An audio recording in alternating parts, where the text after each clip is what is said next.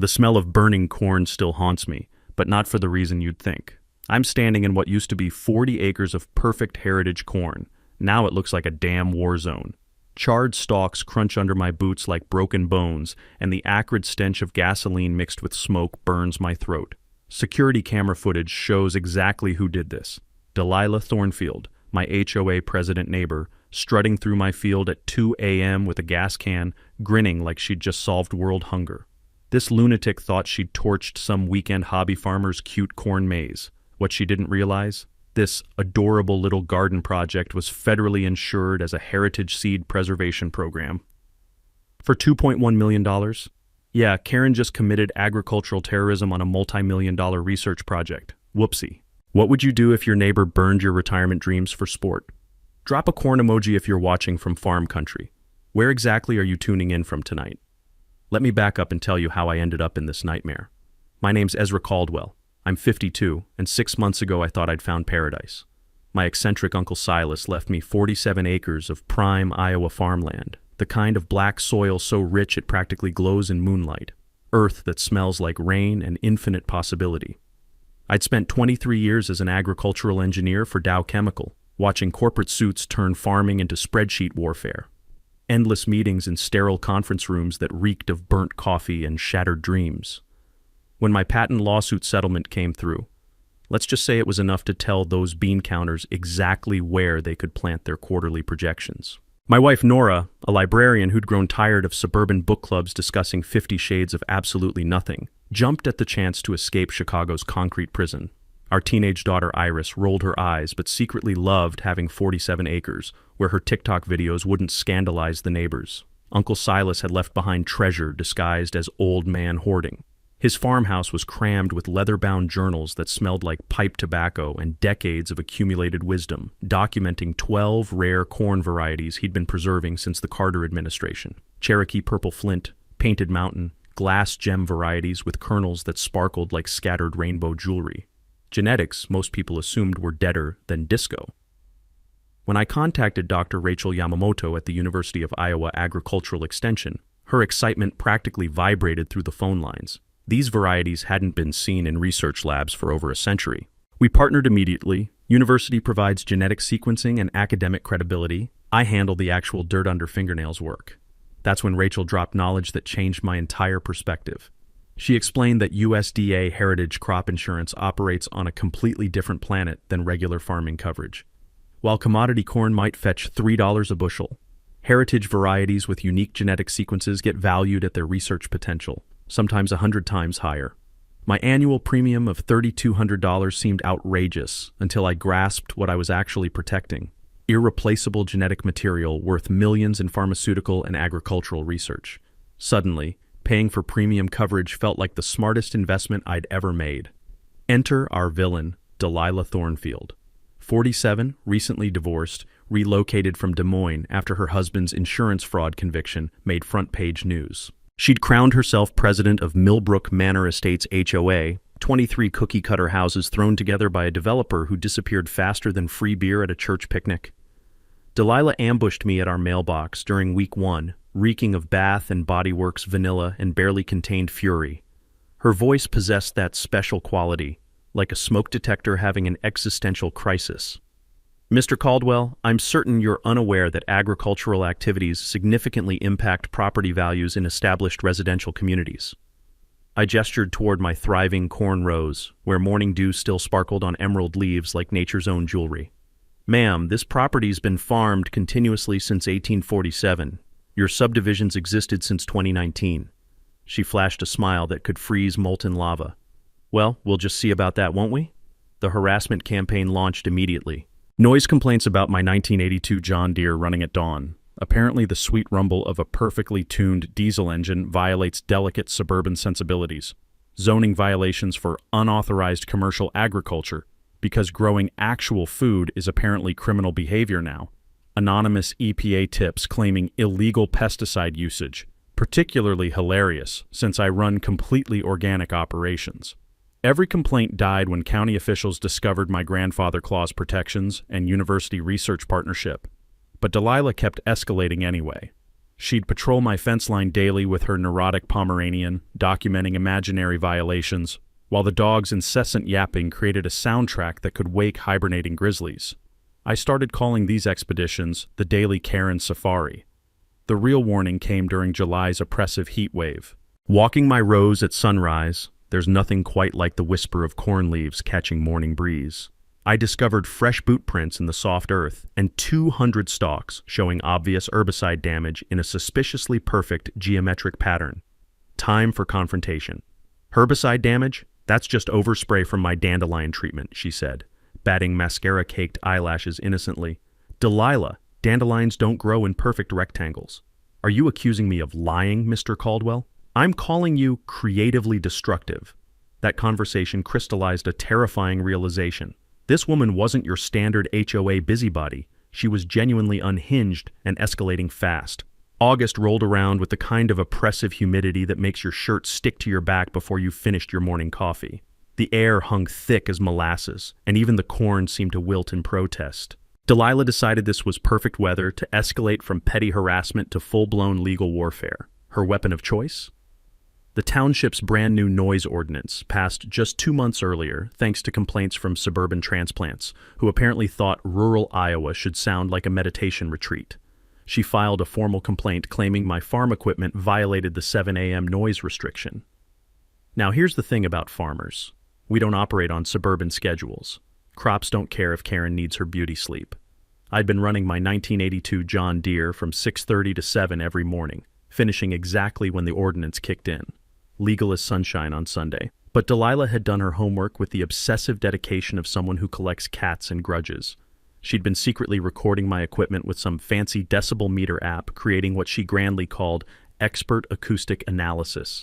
The woman actually submitted a 40-page report to the township compliance officer, who happened to be her cousin Garrett, a detail that should have raised more red flags than a Soviet parade. Garrett showed up at my door Thursday morning, sweating through his polyester uniform like a Christmas ham and wielding a clipboard like it contained the 10 Commandments. Mr. Caldwell, we've received multiple noise complaints. Daily fines start at $500. I poured myself another cup of coffee, the real stuff that could resurrect roadkill, and smiled. Garrett, you might want to check Iowa's right to farm statutes before you start threatening farmers who've been farming since before your grandmother was born. His confident expression cracked like cheap paint. What statutes? Time for some education. I'd spent considerable time researching agricultural protection laws after Delilah's first harassment campaign, diving into legal codes with the same intensity I once applied to chemical patents.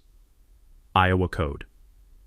Chapter 3, 152 specifically protects agricultural operations established before residential development from noise complaints and nuisance lawsuits. My operation predated her precious subdivision by 72 years. The law was designed exactly for situations like this, preventing suburban sprawl from bulldozing established farms into HOA compliance. Agricultural operations with grandfather status get noise exemptions, I explained, watching Garrett scribble notes frantically like a student cramming for finals. You can't find farmers for farming on farmland that was farmed before your complainant was even a gleam in her daddy's eye. But here's where the plot thickened like cornstarch and gravy. While researching property boundaries for my legal defense, I discovered something Delilah had spectacularly overlooked in her rush to suburban domination. Her decorative fence, that white vinyl monstrosity she'd installed to maintain property aesthetics, encroached 3 feet onto my land. 3 feet doesn't sound like much until you realize it represents about $15,000 worth of prime agricultural soil at current market rates. I had my property professionally surveyed, and the results were more beautiful than a perfect sunrise over ripening corn. Not only was she trespassing, but she'd been trespassing for 8 months while filing harassment complaints against me. The irony was so thick you could cut it with a butter knife. I served her with the surveyor's report and a formal trespass notice Tuesday afternoon. She answered her door wearing a bathrobe that probably cost more than my monthly tractor payment, her face slathered in some green beauty mask that made her look like a moldy potato left in the sun too long. "What's this supposed to mean?" she demanded, waving the legal papers like they were contaminated. "Your fence is on my property. You've got 30 days to move it."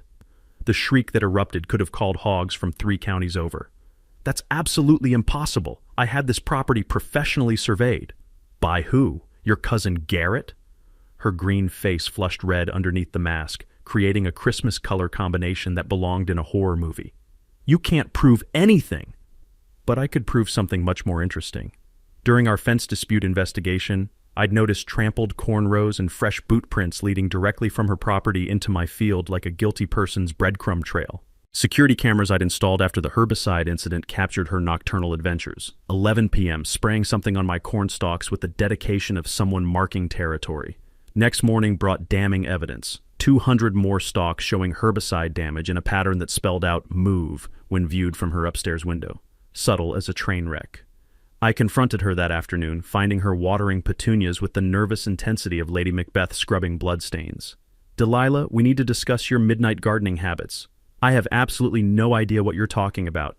But her voice climbed higher than a soprano hitting a bad note. "Security footage suggests otherwise. $800 worth of heritage seeds destroyed. Small claims courts looking mighty attractive right now." That's when she made her biggest tactical error. Instead of retreating, she launched a nuclear option. Filed a harassment complaint with the sheriff's office claiming I'd been menacing her with farm implements and threatening violence with agricultural equipment. Deputy Tommy Brennan arrived Friday evening, hat in hand, an apology written across his weathered face.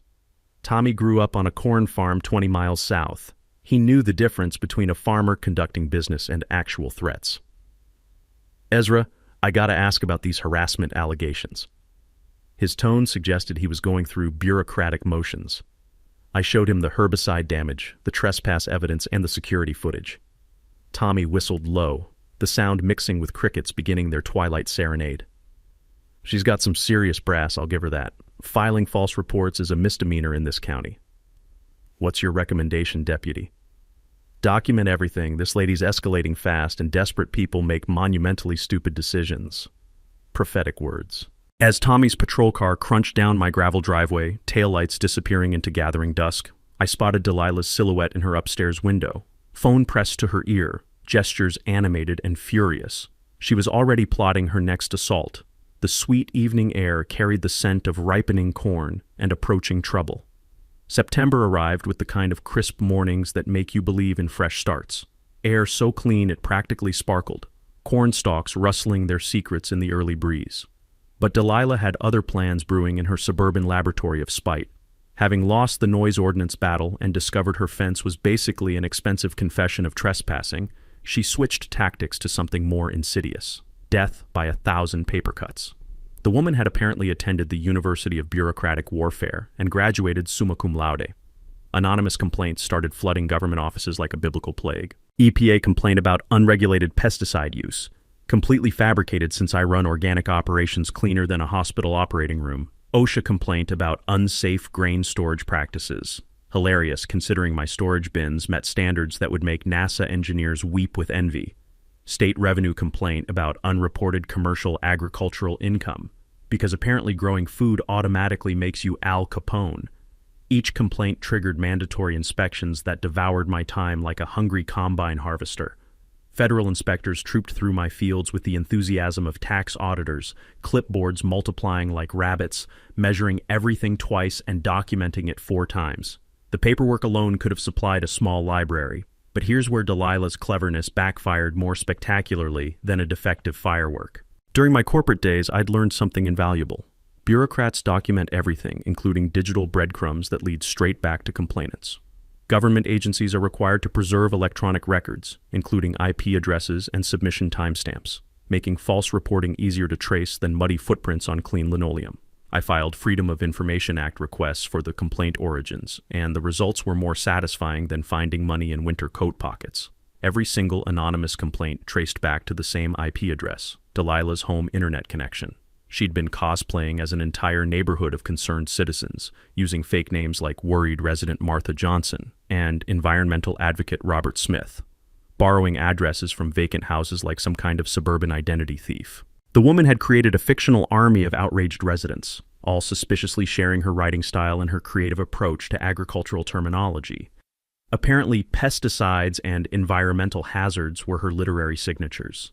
I compiled the digital evidence with the methodical precision of someone who'd spent decades documenting chemical processes. Timestamps, IP addresses, metadata from uploaded photos, It painted a masterpiece of systematic harassment that would make any prosecutor's day. Armed with this evidence, I strolled into the sheriff's office Tuesday morning, finding Deputy Tommy nursing coffee strong enough to wake hibernating bears and looking like paperwork was his personal nemesis. "Got another harassment complaint for you, Tommy. This one's got federal seasoning." His eyebrows shot up like startled roosters. Federal. Filing false reports to federal agencies crosses some serious lines. EPA investigators don't appreciate suburban busybodies wasting taxpayer resources on personal vendettas. But the universe's sense of irony wasn't finished. During the OSHA inspection, which I passed with colors so flying they needed air traffic control, Inspector Carl Hendricks made an observation that changed my entire trajectory. Carl, a veteran farmer turned safety expert, was examining my heritage corn varieties when his expression shifted from bureaucratic boredom to genuine excitement. "Mr. Caldwell, these varieties are absolutely exceptional. You ever consider federal agricultural grants?" Grants?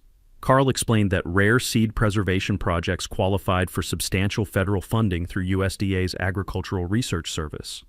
Heritage varieties like mine could generate $50,000 annually for seed bank expansion and genetic research. He connected me with Dr. Susan Chen, State Heritage Crop Coordinator, who practically vibrated with enthusiasm over my corn samples. The grant application process moved faster than small-town gossip. Within 2 weeks, I had preliminary approval for expanded research funding that would transform my hobby operation into a legitimate scientific powerhouse. The delicious irony: Delilah's harassment campaign had accidentally connected me with resources that would make my farm absolutely bulletproof. This development sent Delilah into a meltdown visible from low Earth orbit. Township gossip travels faster than internet rumors, and news of grant money reached her ears within hours. She materialized at the next township board meeting looking like she'd been electrocuted while eating sour grapes. "I demand an immediate investigation into Ezra Caldwell's fraudulent subsidy farming scheme," she proclaimed to the assembled crowd of 12 residents and one sleeping bloodhound. The board members, farmers and rural business owners who understood legitimate agriculture from actual fraud, listened politely while she ranted about taxpayer-funded hobby farming and exploitation of federal resources. Her voice achieved that special frequency that makes dogs howl and babies cry. I calmly presented my university partnership documents, research protocols, and grant materials. The contrast was stark: professional scientific documentation versus unhinged suburban conspiracy theories delivered at maximum volume. Board President Jim Morrison, farming since the Nixon administration, actually chuckled when Delilah accused me of defrauding hardworking Americans. "Ma'am, preserving agricultural heritage is precisely what these programs were designed for. Mr. Caldwell's conducting important scientific work." The meeting concluded with official board support for my research project and gentle suggestions that Delilah might redirect her civic energy toward more constructive community involvement. Diplomatic translation: please sit down and be quiet. But Delilah wasn't surrendering. As the meeting dispersed into the humid September darkness, she cornered me near the gravel parking lot, her cloying perfume mixing with fresh-cut grass in a combination that violated several Geneva Convention articles. "This isn't finished, Caldwell. I'll escalate this to state authorities if necessary." "Looking forward to it," I replied, keys jingling cheerfully. "State officials absolutely love hearing from federal grant recipients. Really adds legitimacy to complaints." The look she fired at me could have soured fresh cream, but something else lurked behind her fury: cold calculation mixed with desperate determination. Driving home under stars that had witnessed this land produce corn since before America was America, I couldn't escape the feeling that Delilah's next move would make everything else look like amateur hour. The night air carried the sweet scent of ripening corn and approaching catastrophe. October brought the kind of weather that makes Iowa famous: golden sunshine warming your face while crisp air nips at your ears, the perfect backdrop for what should have been harvest season bliss. Instead, Delilah decided to weaponize real estate against me with the subtlety of a sledgehammer to the skull.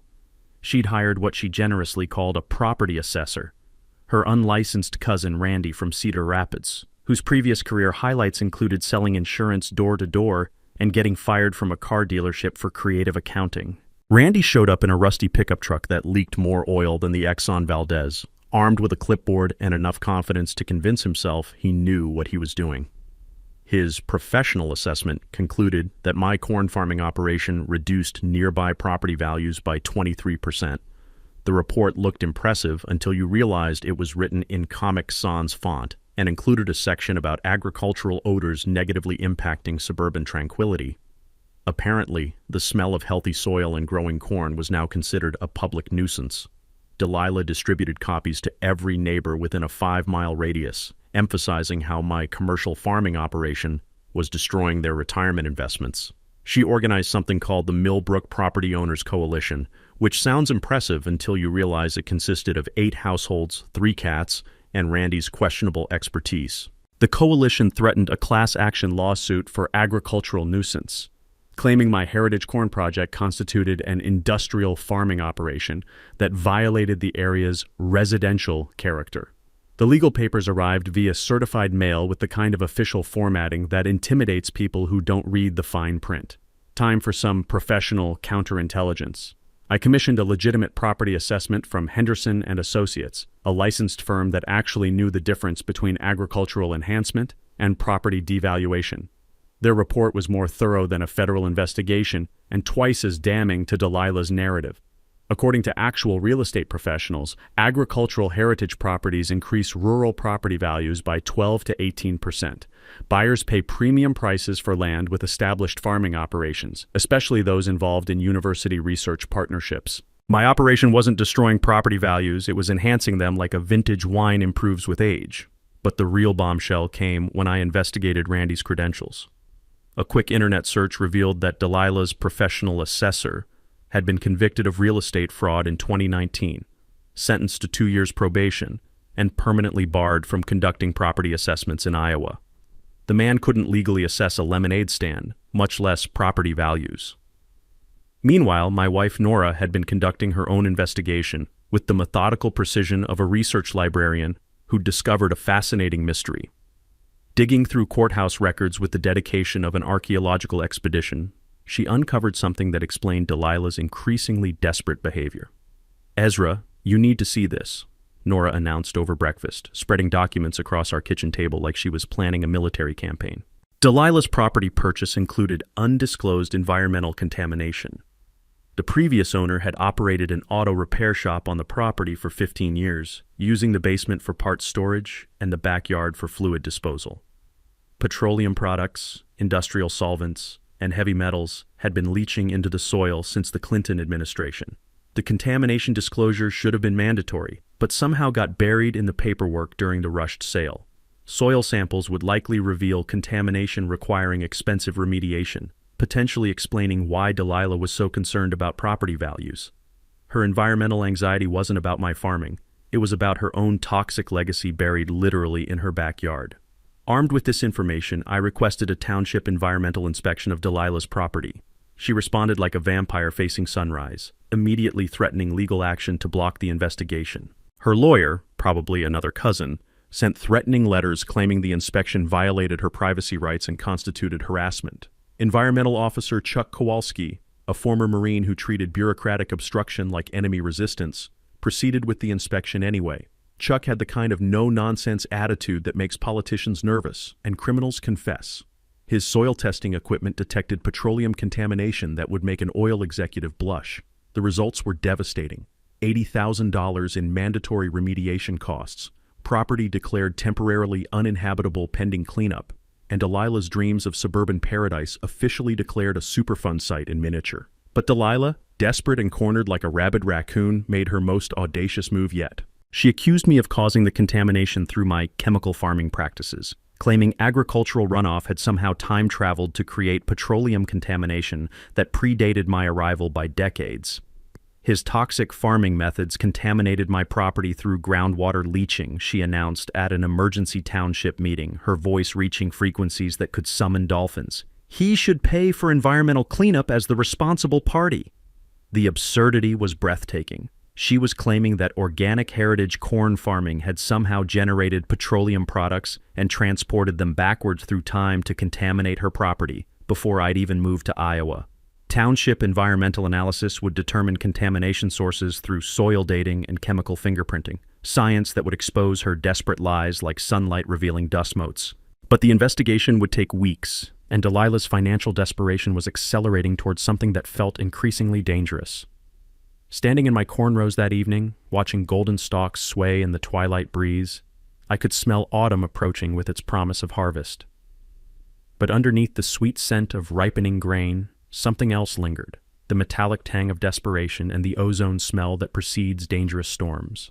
Delilah was running out of legal options, which meant she might start considering illegal ones.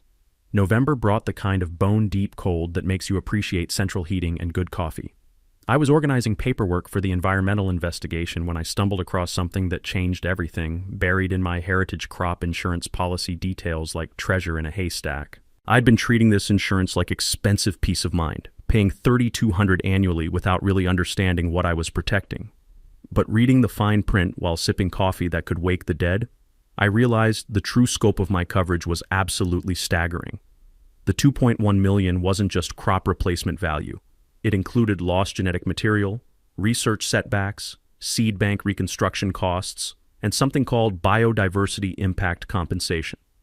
Each heritage variety had been individually appraised not just for agricultural value, but for its irreplaceable contribution to genetic research and pharmaceutical development. Dr. Yamamoto explained it during our weekly check-in, her voice crackling with excitement over the phone. Ezra, if any of these varieties were destroyed, we'd lose genetic sequences that took centuries to develop naturally. The university partnership agreement includes mandatory genetic documentation, making each variety exponentially more valuable if eliminated. The insurance math was mind-bending. Losing even one heritage variety would trigger catastrophic research penalties, forcing us to rebuild genetic libraries from scratch. The Cherokee Purple Flint alone was insured for $400,000. Not because corn was expensive, but because its unique drought-resistance genes were worth millions in pharmaceutical applications. But Nora's courthouse investigation had revealed something even more explosive about our neighborhood psychopath. Delilah's financial desperation ran deeper than a Kansas oil well. Her property had been purchased with a balloon mortgage, one of those predatory loans that starts with affordable payments before exploding like a financial grenade. The first payment adjustment was due in 4 months, jumping from $1,200 to $3,800 monthly due to variable interest rates that would make loan sharks blush. Environmental cleanup requirements had made refinancing impossible. No bank would touch contaminated property without full remediation. She was facing foreclosure faster than a fumbled football, and environmental liability made her property virtually worthless. The contamination cleanup estimate had risen to $90,000 after additional soil testing revealed decades of automotive fluid disposal.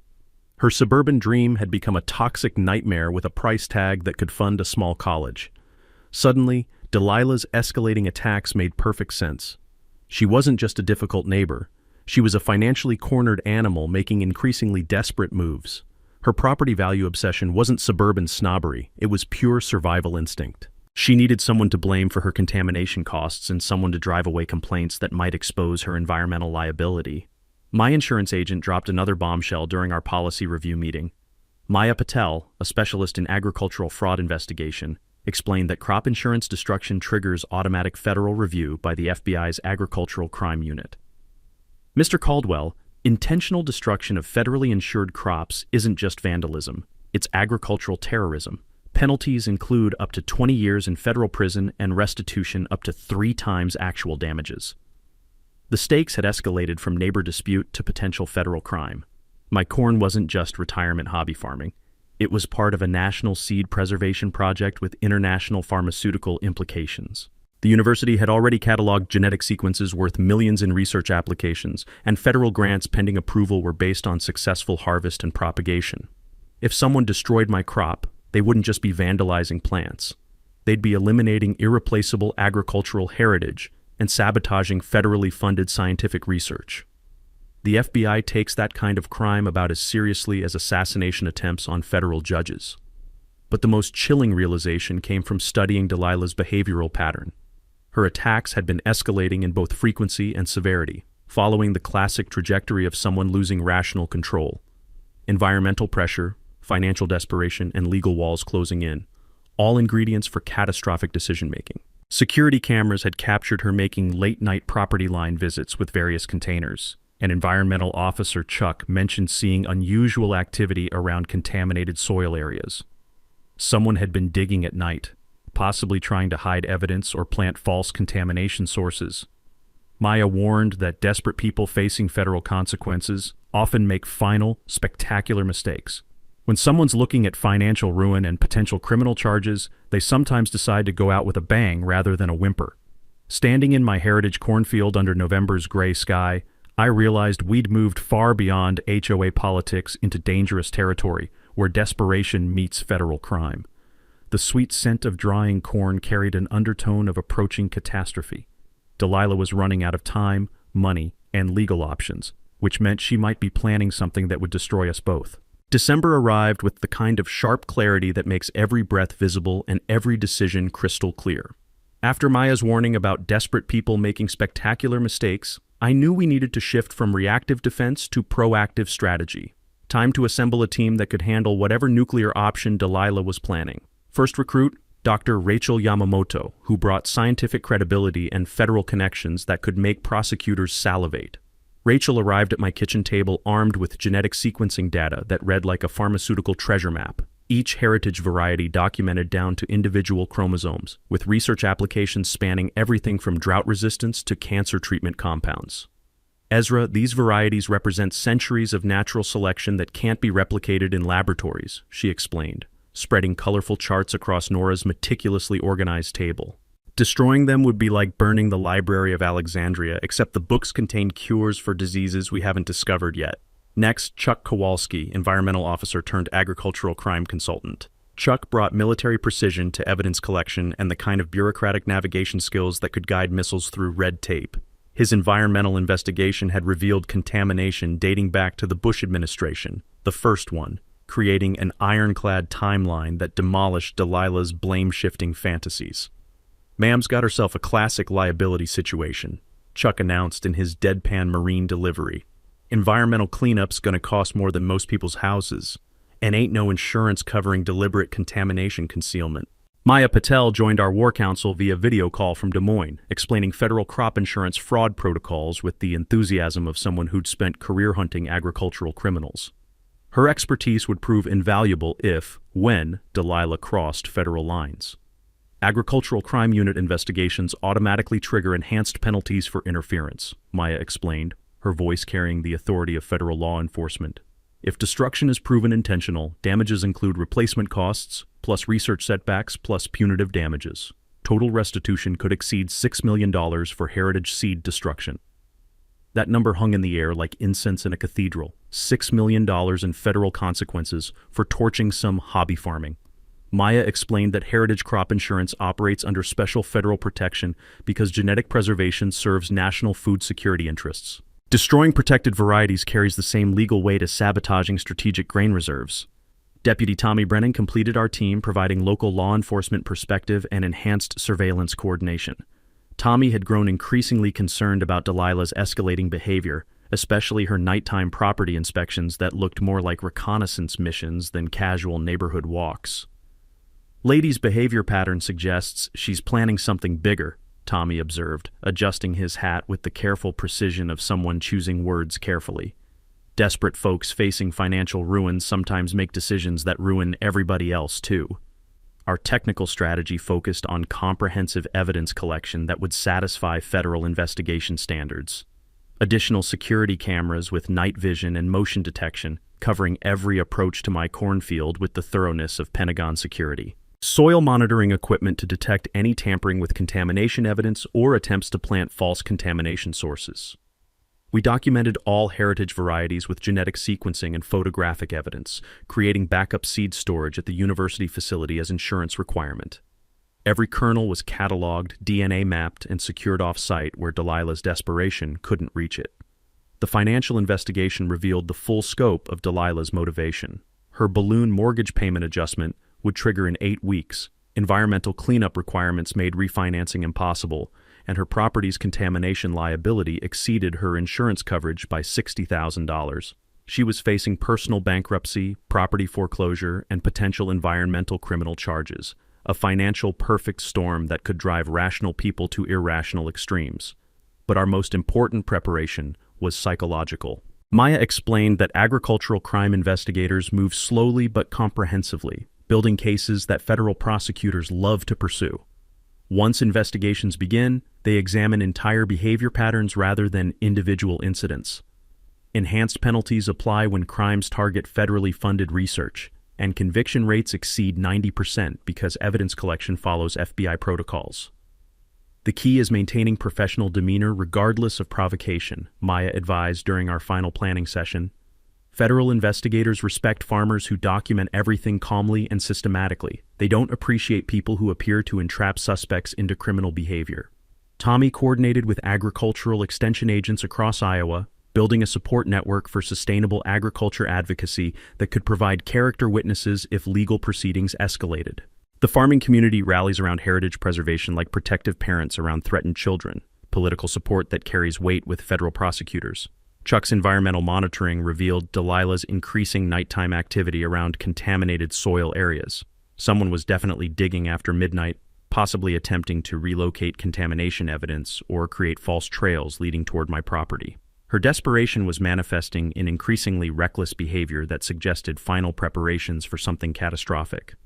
All systems were in place by late December, surveillance equipment humming quietly, backup seeds secured at university facilities, legal team on standby, and federal investigators monitoring the situation with the patient intensity of big cats watching prey.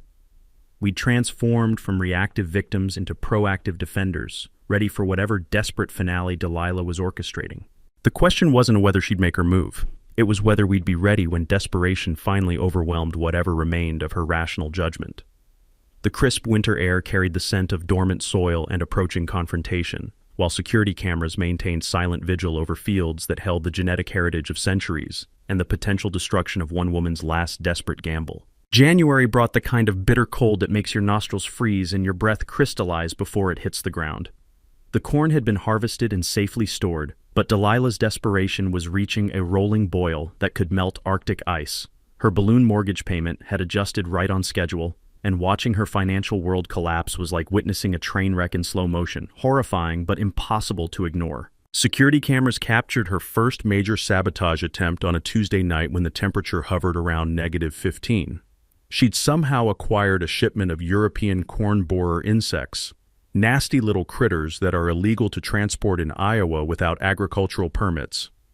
Night vision footage showed her releasing purchased pests along our property line like some kind of suburban bioterrorist, apparently hoping the insects would destroy my stored seed corn and contaminate next year's planting. What she didn't realize was that corn borers can't survive Iowa winters without heated environments, and releasing non-native agricultural pests constitutes federal bioterrorism under agricultural protection statutes.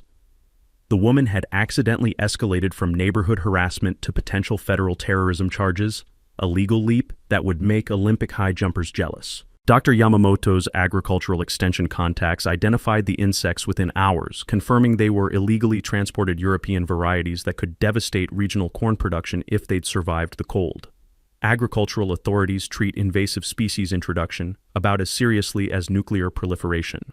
One phone call triggered federal investigation protocols that would make Delilah's previous legal troubles look like parking tickets.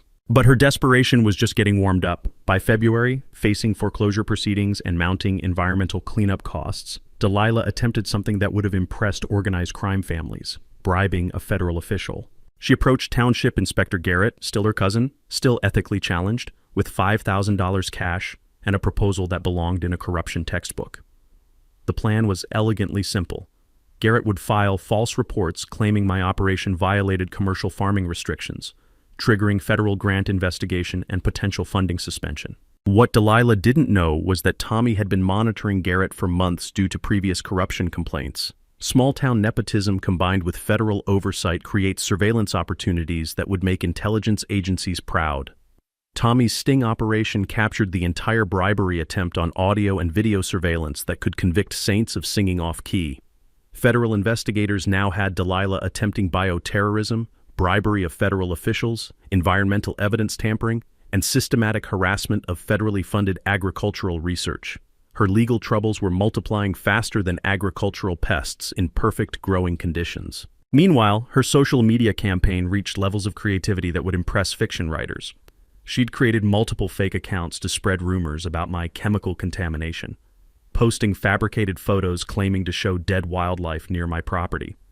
Her email campaign targeted university officials with allegations that I was exploiting federal grant systems for personal profit. Digital forensics traced every fake account back to her devices faster than bloodhounds following bacon trails. The woman had left electronic fingerprints on enough criminal activity to supply evidence for a federal prosecutor's entire career. Each false report, each fabricated photo, each fraudulent email created additional federal charges that were stacking up like cordwood in a Minnesota winter. But her most audacious attempt came in early March, when spring thaw revealed the full scope of her environmental desperation. Chuck's soil monitoring equipment detected someone attempting to dump motor oil near my irrigation system at 2 a.m., apparently planning to claim my farming operation had caused additional environmental contamination. Infrared cameras captured Delilah carrying oil containers across the frozen ground like a one-woman environmental disaster, completely unaware that federal surveillance had been documenting her every move for months. The attempted frame-up was so clumsy it looked like a community theater production of environmental crime drama. Federal Environmental Crime Division joined the investigation after this latest stunt, adding charges for attempted evidence tampering, false environmental reporting, and conspiracy to commit federal environmental fraud. Agent Sarah Chen from the FBI Agricultural Crime Unit officially opened a comprehensive investigation that would examine Delilah's entire pattern of criminal behavior. "Ma'am's graduated from neighborhood nuisance to federal criminal enterprise," Chuck observed with his characteristic Marine understatement.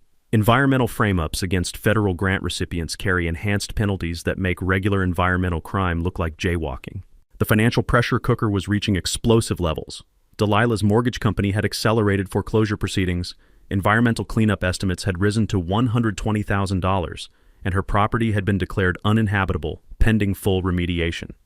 She was renting temporary housing while facing federal criminal charges that could result in decades of imprisonment. Her desperation had reached the kind of critical mass that nuclear physicists study in theoretical models. Late-night surveillance showed her making frantic phone calls to various co-conspirators, gesturing wildly while pacing her contaminated backyard like a caged animal planning escape. Tommy's intelligence network suggested she was planning something catastrophic for harvest season, possibly targeting my stored seed corn or attempting massive property destruction that would eliminate evidence of her crimes while maximizing damage to my operation. Federal surveillance teams were monitoring her communications and financial transactions, building a case that would make prosecution textbooks for decades. But the immediate concern was preventing whatever final desperate act she was orchestrating. The approaching spring carried scents of melting snow and budding disaster, while federal agents maintained round-the-clock surveillance of a suburban criminal enterprise that had started with noise complaints and escalated to agricultural terrorism. Delilah was cornered, desperate, and running out of time, the most dangerous combination in criminal psychology. April arrived with the kind of hopeful warmth that makes you believe winter nightmares are finally over. But Delilah's desperation had reached thermonuclear levels. Her foreclosure notice was final, environmental cleanup deadlines were approaching like freight trains, and federal criminal charges were multiplying faster than rabbits in springtime. All her legal escape routes had been systematically eliminated, leaving only one option that terrified everyone involved: complete scorched earth destruction. Federal surveillance had documented her recruiting additional co-conspirators with the organizational skills of someone planning a military campaign. Cousin Garrett, facing his own federal bribery charges, had agreed to participate in whatever final scheme she was orchestrating. Her ex-husband Dwight, recently paroled from white-collar fraud conviction, joined the conspiracy with the enthusiasm of someone who'd already burned all his bridges and was shopping for matches. The arson plot emerged through wiretapped phone conversations that read like a criminal instruction manual. Delilah planned to destroy my entire heritage corn operation during the spring planting season when maximum damage would eliminate both stored seeds and future growing potential. She'd been purchasing gasoline and accelerants using cash at multiple locations across 3 counties, building an arsenal that could torch half of Iowa. Her strategy was diabolically simple: burn everything during the annual Millbrook County Agricultural Heritage Festival when my family would be attending community events. The timing would provide alibis while ensuring maximum witnesses to the tragic accident caused by my unsafe agricultural equipment. She planned to claim the fire started from faulty grain storage systems, shifting blame while eliminating evidence of her previous crimes. Federal surveillance teams documented every purchase, every planning meeting, every criminal conversation with the meticulous precision of accountants auditing tax returns. The FBI Agricultural Crime Unit had upgraded their investigation to include domestic terrorism charges, environmental destruction, conspiracy to commit federal crimes, and insurance fraud on a scale that would make corporate executives blush. Meanwhile, I continued normal spring preparations while federal agents monitored from concealed positions. The contrast was surreal. I was preparing soil for heritage corn planting while federal investigators prepared evidence for terrorism prosecution. Dr. Yamamoto completed emergency seed preservation protocols securing genetic samples at university facilities where Delilah's desperation couldn't reach them. The insurance investigator's trap reached its climax during a secretly recorded meeting that would make undercover operation textbooks. Maya Patel, posing as a corrupt investigator sympathetic to Delilah's situation, arranged a meeting where Delilah confessed to previous sabotage attempts and detailed her arson plans with the thoroughness of someone who'd completely lost touch with reality. "I've been trying to get rid of that farmer for months," Delilah explained to Maya's recording equipment, apparently believing she'd found a co-conspirator in federal crime. "If his whole operation burns down, the insurance money gets split and everyone benefits. Rural properties look better without agricultural eyesores anyway." Federal agents monitoring the conversation probably needed medical attention from laughing so hard. Delilah had just confessed to agricultural terrorism, insurance fraud, and conspiracy charges, while describing her victims as eyesores that deserved destruction. The recording alone could convict entire criminal organizations. But the most chilling revelation came from Chuck's environmental monitoring equipment. Delilah had been attempting to plant additional contamination evidence around my property boundaries, apparently planning to claim that fire damage had exposed my hidden environmental crimes. Her frame-up strategy included fabricating petroleum contamination that would make me liable for her cleanup costs while providing cover for her arson attack. Federal environmental crime agents documented real-time evidence tampering that added obstruction of justice and federal evidence manipulation charges to her growing legal collection. The woman was accumulating federal charges faster than a Vegas slot machine dispensing jackpots, each new crime creating enhanced penalty multipliers that would keep federal prosecutors busy for years. April 15th marked the point of no return. Delilah's foreclosure became final. Environmental cleanup notices triggered automatic liens, and federal criminal investigation expanded to include domestic terrorism task force oversight. She was facing life imprisonment, complete financial destruction, and permanent criminal designation that would make employment at McDonald's impossible. The night before the Heritage Festival, federal surveillance captured Delilah and her accomplices, conducting final preparations with military precision. Gasoline distribution, ignition device placement, escape route planning, everything documented in high-definition video that would make prosecution easier than convicting arsonists caught holding lit matches. But federal agents faced a delicate balance, allowing enough criminal activity to ensure conviction while preventing actual destruction of irreplaceable genetic heritage. The corn varieties I was protecting represented centuries of agricultural evolution that couldn't be replicated in laboratories, making prevention as important as prosecution. Tommy coordinated with fire departments and emergency services, ensuring rapid response capabilities while maintaining surveillance secrecy. Federal agents positioned themselves for immediate intervention if public safety became threatened, but the goal was capturing terrorists in the act rather than preventing their attempt entirely. The April air carried scents of rich soil and approaching planting season, mixed with the metallic tension of federal law enforcement preparing for domestic terrorism intervention. Heritage Festival preparations continued normally, while federal agents maintained invisible vigilance over a criminal conspiracy that had escalated from noise complaints to agricultural terrorism. Tomorrow would bring either Delilah's final desperate gambit or her complete federal takedown, possibly both simultaneously in a confrontation that would make agricultural crime textbooks for generations. The stage was set for a showdown between suburban desperation and federal justice, with Iowa's agricultural heritage hanging in the balance. April 16th dawned with the kind of perfect spring weather that makes you believe in fresh beginnings. Sunshine filtering through budding trees, air so clean it practically sparkled, and the sweet scent of earth ready for planting. The Millbrook County Agricultural Heritage Festival was in full swing by 10 a.m., with over 500 attendees including state agricultural officials, university researchers, and enough media coverage to make politicians jealous. My heritage corn exhibition had become the festival's centerpiece despite the previous night's attempted arson. Federal agents had intervened at exactly 11:47 p.m., capturing Delilah and her accomplices during their gasoline-fueled terrorism attempt. The fire had been extinguished before damaging more than a few dozen stalks, preserving both genetic heritage and criminal evidence in one spectacular federal operation. But Delilah, released on emergency bail pending federal terrorism charges, had the audacity to show up at the festival like nothing had happened. She arrived wearing designer sunglasses and enough makeup to stock a theater company, apparently believing she could brazen her way through federal criminal charges with suburban confidence. The crowd buzzed with barely contained excitement as Dr. Yamamoto prepared her presentation on heritage seed preservation. Agricultural journalism was covering the story of genetic recovery. Local TV news was investigating the unusual criminal activity in our peaceful farming community, and social media was exploding with updates from Iris's documentation of our harassment saga. Federal agents maintained discreet positions throughout the festival grounds, gathering final witness statements and ensuring public safety while allowing Delilah enough rope to hang herself publicly. Agent Sarah Chen from the FBI Agricultural Crime Unit had coordinated media access to demonstrate community impact of agricultural terrorism, a calculated decision that would make prosecution even easier. That's when Delilah made her final, catastrophic mistake. Instead of maintaining low profile while facing federal charges, she attempted to disrupt my corn exhibition with false accusations and environmental claims delivered at maximum volume to assembled crowds. "Ladies and gentlemen, you're being deceived," she announced, commandeering the microphone like a televangelist having a breakdown. "This man has contaminated our community with illegal agricultural chemicals while defrauding federal grant programs."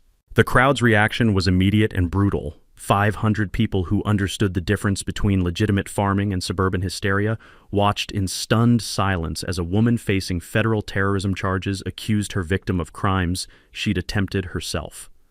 Dr. Yamamoto stepped forward with the calm authority of someone who'd spent decades dealing with agricultural ignorance.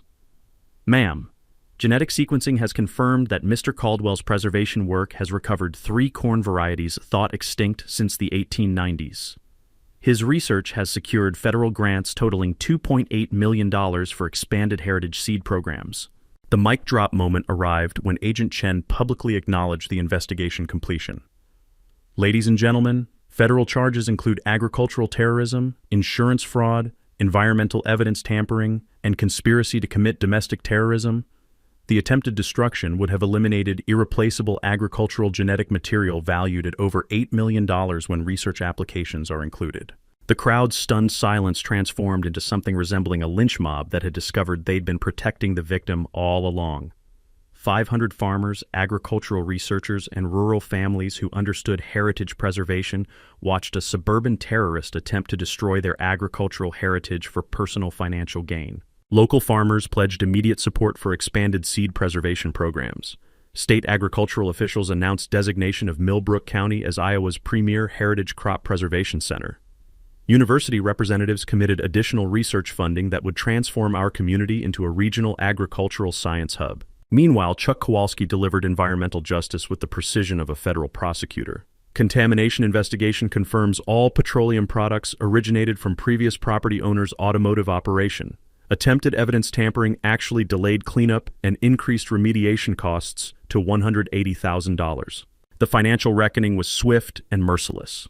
Mortgage companies accelerated foreclosure due to criminal charges and environmental violations. Insurance companies canceled all policies due to fraud convictions. Federal asset forfeiture proceedings targeted everything connected to the criminal enterprise, including Cousin Garrett's township position and ex-husband Dwight's parole status. Federal prosecutors announced 47 separate criminal charges spanning agricultural terrorism, environmental crimes, fraud, bribery, and conspiracy statutes.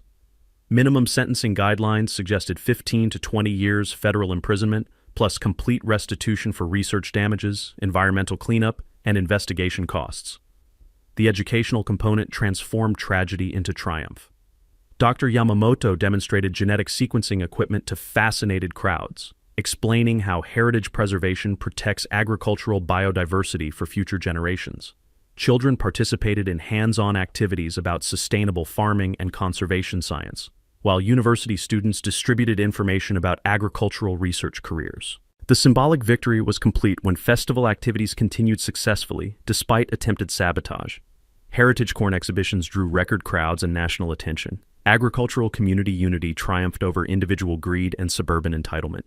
Scientific research defeated willful ignorance with evidence and education. As federal marshals led Delilah away from the festival grounds in handcuffs, her final shriek of protest was drowned out by 500 people applauding agricultural heritage preservation. The contrast was perfect. community celebration surrounding individual destruction, scientific triumph over criminal desperation. The April sunshine warmed faces turned toward future possibilities, while heritage corn varieties swayed in gentle breezes, their genetic secrets preserved for generations who would never know how close agricultural terrorism came to destroying centuries of natural selection. Justice had been served with Iowa farm fresh satisfaction, seasoned with federal prosecution and garnished with community support that would last longer than any prison sentence. 6 months later, standing in the same field where charred corn once lay like broken dreams, I watched golden heritage varieties sway in September breeze while university students collected soil samples that would help feed future generations.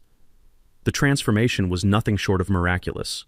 What had started as one woman's suburban terrorism campaign had become a catalyst for agricultural innovation that would benefit communities for decades. Delilah received 18 years in federal prison plus $8.2 million in restitution after pleading guilty to agricultural terrorism, environmental fraud, and conspiracy charges.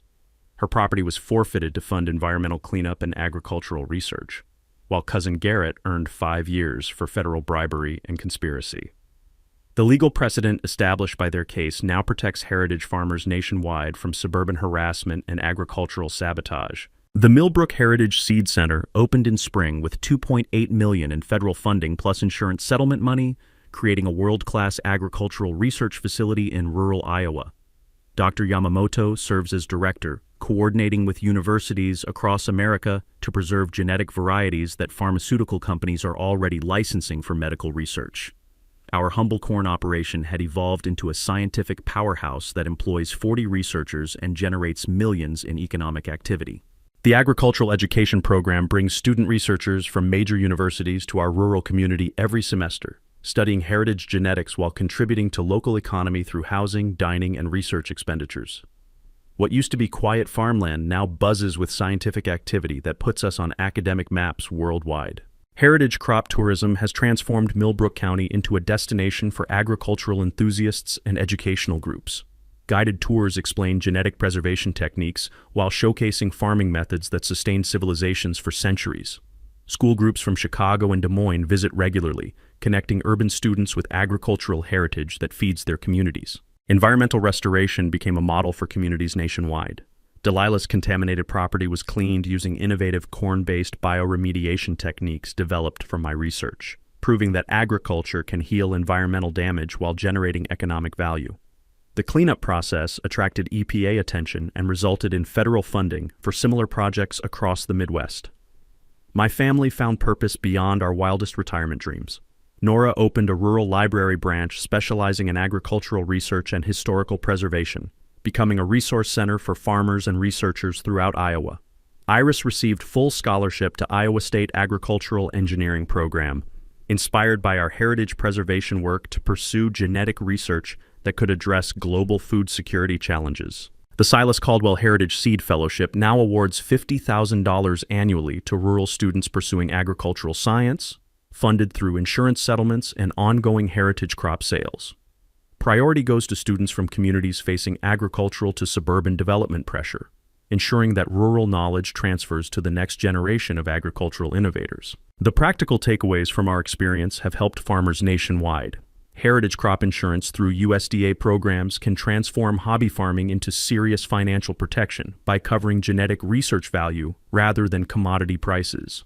Federal agricultural crime units treat farm sabotage as terrorism with enhanced penalties that make harassment extremely expensive for perpetrators. Environmental liability research prevents property disputes from escalating by establishing contamination history before conflicts develop. National recognition followed our preservation success. The Smithsonian Agricultural Heritage Collection requested seed samples for permanent preservation, ensuring that Uncle Silas's genetic treasures will survive even if natural disasters strike Iowa. 3 doctoral dissertations now study genetic sequences from our recovered varieties, contributing to scientific knowledge that may develop drought-resistant crops for climate change adaptation. Policy changes strengthened agricultural protection across Iowa based on precedents from our case.